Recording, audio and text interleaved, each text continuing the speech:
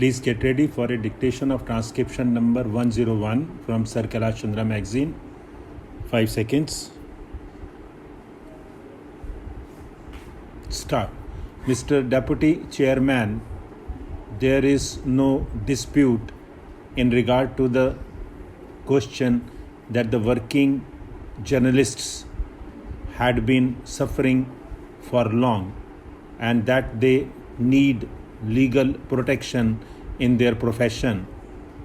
As they were suffering, government appointed the Press Commission, and as a result of the recommendations of the Press Commission, we are here discussing this bill today to safeguard their interest.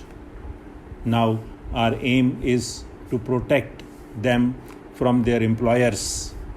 This bill gives them protection under the Industrial Disputes Act, as the operation for so many years of this act was in the hands of the Labour Department or the Labour Ministry.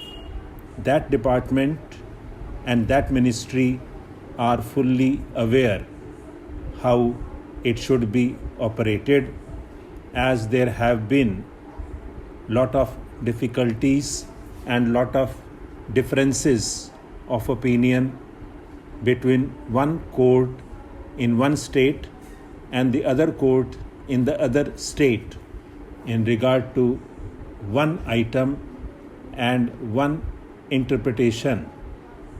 The interpretation is required to be incorporated in this bill as to what is meant by a workman. The Industrial Disputes Act has given the definition of the term workman, but it has been interpreted by different courts in different states in different ways. Now again, we are dealing with two parties, and one party is the employer. In the definition of the employer also, we do not find if we can properly put the directors or the managers as the employers.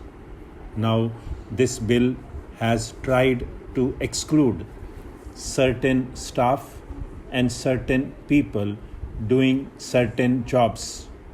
Sir, the intention of this measure is to safeguard the interests of the working journalists by bringing them under the purview of the Industrial Disputes Act, by which they will be provided with certain machinery where they can go for the redress of their grievances. Sir, we must make sure that working journalists may not be defined as employers instead of as workmen. If, as we say here, an employer is one who is employed in a managerial or administrative capacity, there is bound to be difficulty. I will cite an example. Now, a working journalist might get two typists in his office, and he may have 3 peons. He may be actually a supervisor acting on behalf of the manager also. Now he is performing 2 jobs. He himself is working and he is also performing the work entrusted to him by the manager or the managing director. If such a person has got any grievance, he goes to this machinery that is to be appointed under this bill, and he is entitled to get relief. But as he is partially employed as manager, he may be denied that right. Therefore, I am afraid that whatever we may try to do, we must be very specific in this matter. I think we should say that the working journalist means a person whose principal avocation is that of a journalist,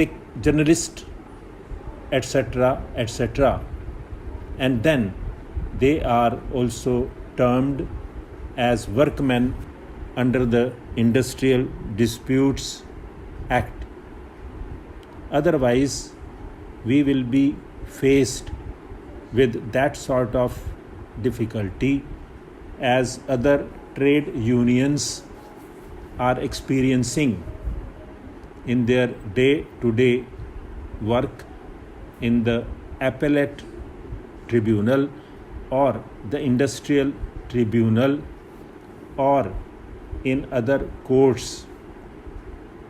I hope that the minister in charge of this bill will consult the labor minister, who is an expert in this matter, as to how to safeguard really the interests of these people by putting a proper definition for the working journalists. Now I have got another point. Really, this should have been brought forward by the Labor Department, as they have been operating the Industrial Disputes Act. Under the Industrial Disputes Act, we have got some machinery which has got to come into being when there is a dispute. Now, under the existing Industrial Disputes Act, the appropriate government has got to order in writing to this machinery, as the working journalists are spread over throughout the country.